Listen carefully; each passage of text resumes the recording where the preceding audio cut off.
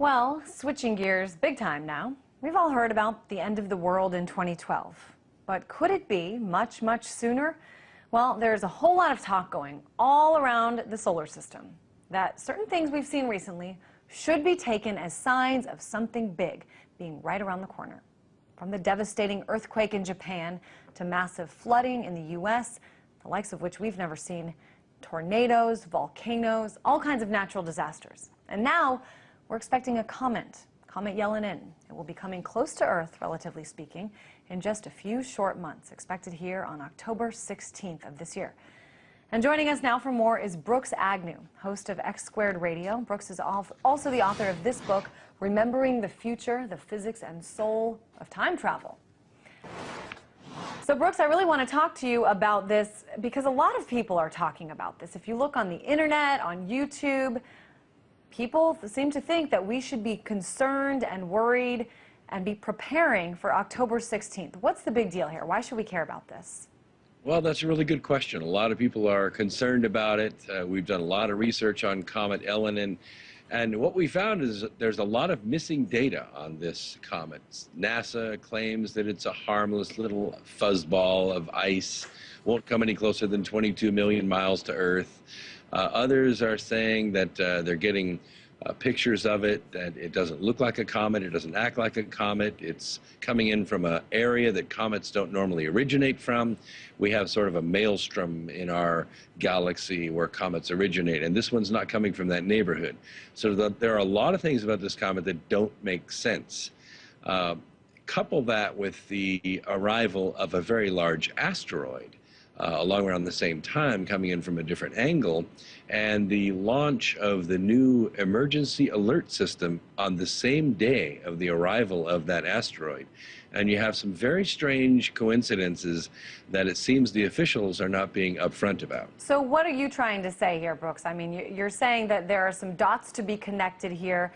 What are they, and what's the conclusion we should be led to? Well, it's a much bigger picture. As our solar system nears what we call the galactic plane of our galaxy, and we've seen a few television specials and a few movies and certainly some sensationalism out there in the press about it, but the facts cannot be denied that every 26,000 years our solar system arrives in this neighborhood, and it seems there is a historical record that some very cataclysmic things happen about this time. Now, we have been, put off by professionals saying, oh, there's nothing to worry about, everything's going to be fine in 2013 just like it is right now.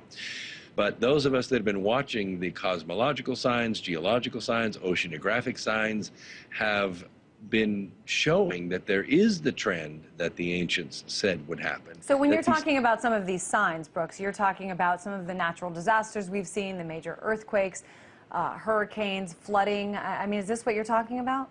Yes, taken by themselves, they seem rather innocuous, but when you put them all together, it fits a very neat pattern of some other gravitational forces, some other higher frequencies entering our solar system that we haven't faced before, not in a long time. Let me tell you what, I've been looking around online, and there are a lot of conspiracy theories out there about what this means, Comet Elenin. What do you think are some of the most viable, maybe one or two of the most viable theories out there in terms of what we should be aware of regarding this comet? Well, what we should be aware of is that the projections by JPL of its actual path are highly estimated. There are a lot of forces working on this comet as it travels through our solar system from a very odd angle, and not all of them have been calculated. So we're kind of making a guess as to where this thing is going to end up. And a guess, may not be good enough. As the Earth gets close enough to this and other bodies like YU-55, this asteroid that's coming in, we're going to see some very near misses with our planet. And that's maybe not alarming, but when you look at the literally billions of dollars that governments are spending all over the world to build underground shelters and storage capacities, you wonder if they know something we don't. Well, why haven't I gotten anything in my mailbox about where the nearest underground shelter is to me? I mean, is this something that you think, based on the fear that perhaps we should have, that people should be, given notice of? Well, I think it's worth a raised eyebrow, and I'm sorry you didn't get your notice. But I think that when we look at the press and we look at where governments are spending their money, for instance, recently Russia announced that they're building 5,000 more underground shelters. Why? Because they don't have enough shelters for all their people. Against what? And of course, we've been building a lot of them here in this country, and that's also the subject of a lot of conspiracy theories. But if those kinds of shelters are being built, and we have, oh, I've just about forgot about this one, NASA's little video warning that went out to all the family of NASA employees to get their food storage together, get their water storage together, have an escape plan so that they can go from where they are to where their family is should the communication systems be knocked out.